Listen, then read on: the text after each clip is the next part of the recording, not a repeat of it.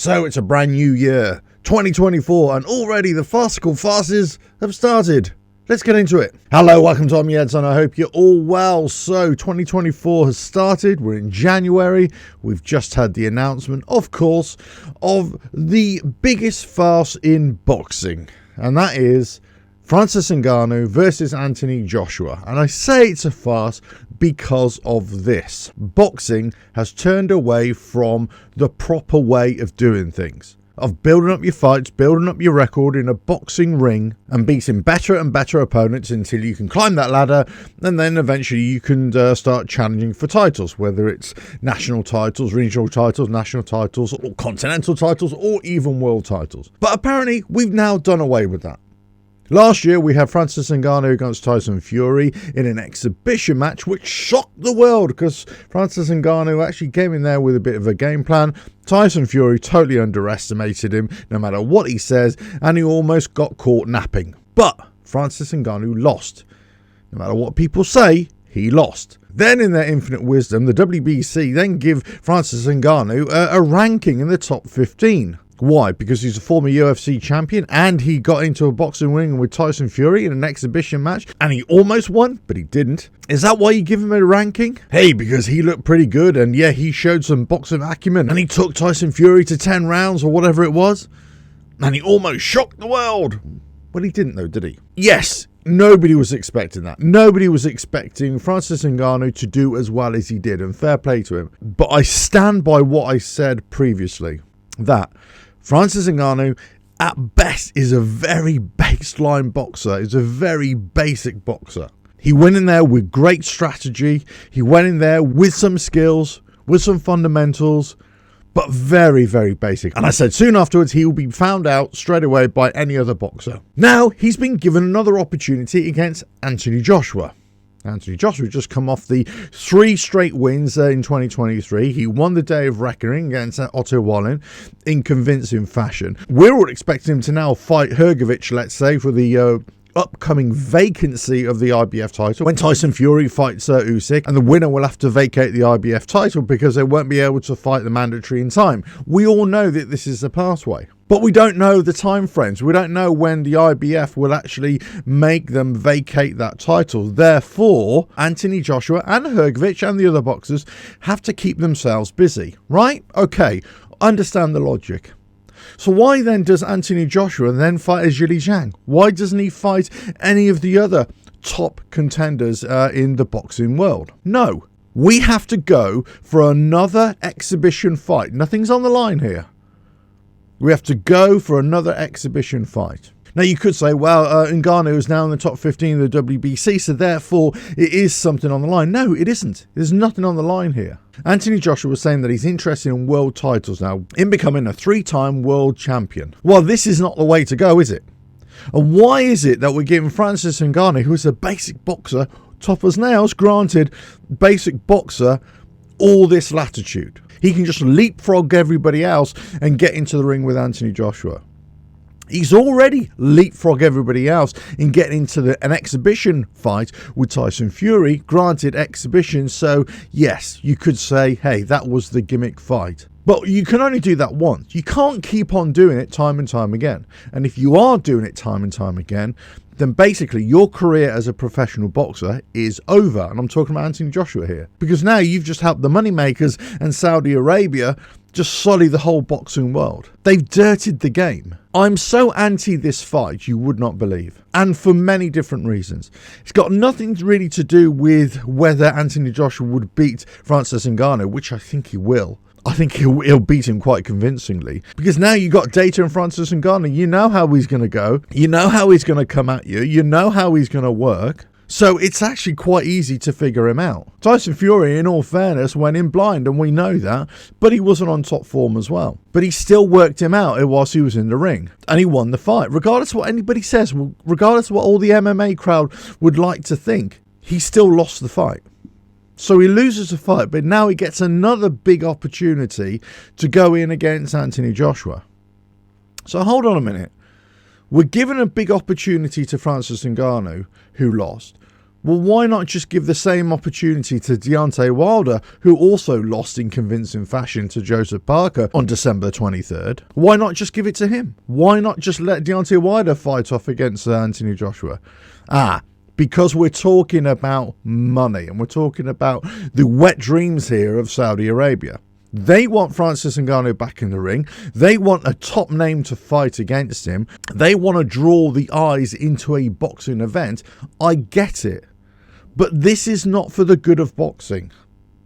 I am adamant this is not good for boxing. This is not good for the future of boxing, because as soon as that money goes, and as soon as they turn their attention to another sport or other weight divisions, all of a sudden there's going to be a problem here. There's going to be a big void in the wake of this enthusiasm from Saudi Arabia. And what does it do to the immediate potential of Anthony Joshua to try and get another world title? It hurts it. It hurts it a lot, because all of a sudden you're putting yourself into a ring with a dangerous operator who catches you with a right or with a left, as we saw against Tyson Fury, and all of a sudden you could be in serious trouble. For what? For what? For an exhibition bout. A 10-round exhibition bout. Now, is it about the money? Well, Anthony Joshua doesn't need the money. He's got millions and millions in the bank anyway. He's going to earn, 30, 40, 50 million from this, I'm sure. Maybe not that much, but he'll certainly earn lots and lots of millions. Francis Ngannou will also do the same. But who's going to make the millions here? Well, it's the boxing promoters, isn't it? It's Eddie Hearn who's pushing for this fight. But it does nothing for Anthony Joshua. I think he's made a terrible mistake here, trying to fight Francis Ngannou, to keep the fires burning, to keep the interest alive in Anthony Joshua, in the name, in the brand. Whilst we wait for the IBF title to be vacated, therefore he can fight Hrgović, we would assume now, for that crown. But there are other fighters, other boxers that he could easily fight in the meantime that have a lot of credibility, bring the credentials, and have earned their dues, have paid their dues to get to where they are. Now, for me, a great fight for Anthony Joshua would be him against Zhilei Zhang. That would be a fantastic fight. I would put my money down for the pay-per-view for that. But Francis Ngannou, no chance. No chance. I'm so adamant, so against this fight, you would not believe. I'm even more against this than when Ngannou fought Tyson Fury. Because I accepted that as a one-off gimmick fight. And I accepted that he was leapfrogging everybody just to have this little interim bout against Tyson Fury whilst he finally negotiates with Usyk for the undisputed. I got that. But now we're writing off the whole tradition, the whole system, the whole boxing system, just so we can let somebody who's a former UFC heavyweight champion just to leapfrog everybody just to get into the ring. I totally disagree with that. If you want Francis Ngannou to be a legitimate contender in boxing, he has to pay his dues. I don't care what his name is. I don't care what his record is or what his story is. He has to fight other boxers. He has to fight at that British level, at that European level, at that outer side world level, top 15 world level, top 20 world level, let's say. He has to fight the likes of Wallin, Helenius, Franklin, who Joshua has fought and beaten in the last year. That's who he has to fight. He has to fight that lower tier heavyweight first and foremost. Then he gets the big shot against the likes of Hrgović, Zhilei Zhang, Anthony Joshua, Tyson Fury, Usyk, whichever name you want to pull out of the hat. Thereafter, you can claim a legitimate shot at the title or at climbing the rankings. But right now, he's just leapfrogging everybody, and the system and the money makers and the promoters, they're allowing him to do it. Now, this is not about sour grapes, and this is certainly not about depriving anybody an opportunity. Far from it. This is about doing it right, and also what's best for Anthony Joshua, and also what's best thereafter for Tyson Fury or Usyk, and whoever they're going to fight, if indeed they have a rematch or they don't have a rematch. Otherwise, you might just bring anybody in from another sport. Let's say bring in a sumo wrestler. Bring in a sumo wrestler. Just put him in the ring with Anthony Joshua or Tyson Fury and see how they do. Oh, yeah, bosh, bosh, bosh. Oh, yeah, top 12, top 15, top 10 for you, Mr. Sumo Wrestler. There we go. You're a heavyweight contender. You can't really box. You're a novice at best. But all of a sudden, no, yeah, we're going to give you top 15 status. Absolute farce. Now, I understand money talks and bullshit walks. I understand. I know what Eddie Hearn is doing here. And I know what Anthony Joshua is doing here as well. Yeah, he's keeping the fires burning and he's having a massive fight because he doesn't want to be relegated to the back seat whilst Tyson Fury and Usyk are occupying the front seats. I get it. I get it. He wants to be right in the front row. But this is not the way to do it. If you wanted to keep your name right in the front row, if you wanted to be a legitimate title contender to get your third world championship crown, you need to fight another proper boxer and not entertain a gimmick fight, which you called these fights gimmicks before. AJ, you called the Tyson Fury and Ngannou fight a gimmick. Ngannou's own self-promotion company is Gimmick Promotions or whatever it is. It's just a farce. For me, Ngannou has to earn his stripes. He has to get in the ring with other boxers, build up quite quickly, and then he can start fighting Anthony Joshua, all the likes of Anthony Joshua, Hrgovic, Zhilei Zhang, or anybody else. But not right away.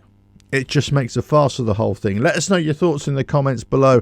Should this fight go ahead? Of course it's going to go ahead because money talks and everything else can go do one. But as far as I'm concerned, this should not be happening. And just because Saudi Arabia want this, it doesn't mean that everybody should just doff their cap and say, thanks very much, yeah, we'll do whatever you want. Totally against this fight, and I still think it's absolute nonsense of a fight. If you agree, give us a thumbs up. If you disagree, well, give us a thumbs down. But let us know your thoughts in the comments below. But Anthony Joshua against Francis Ngannou, not for me. Not for me. Let's get back to proper boxing, shall we? Let's get back to proper boxers duking it out to climb the ranks and go for a world title fight proper. Not just let any old Tom, Dick and Harry come in, leapfrog everybody else and go for a potential world title fight, because this could happen. Ngannou could, yeah, I suppose on the balance of probability, yeah, there's always an outside chance that he could beat Anthony Joshua. Then what next? Oh yeah, well, he deserves a world title fight. Why? Why does he deserve a world title fight? Just because he's beaten somebody? It doesn't work like that. It doesn't work like that, and it should never work like that. Let us know your thoughts in the comments below. But this fight, not for me. Catch you again.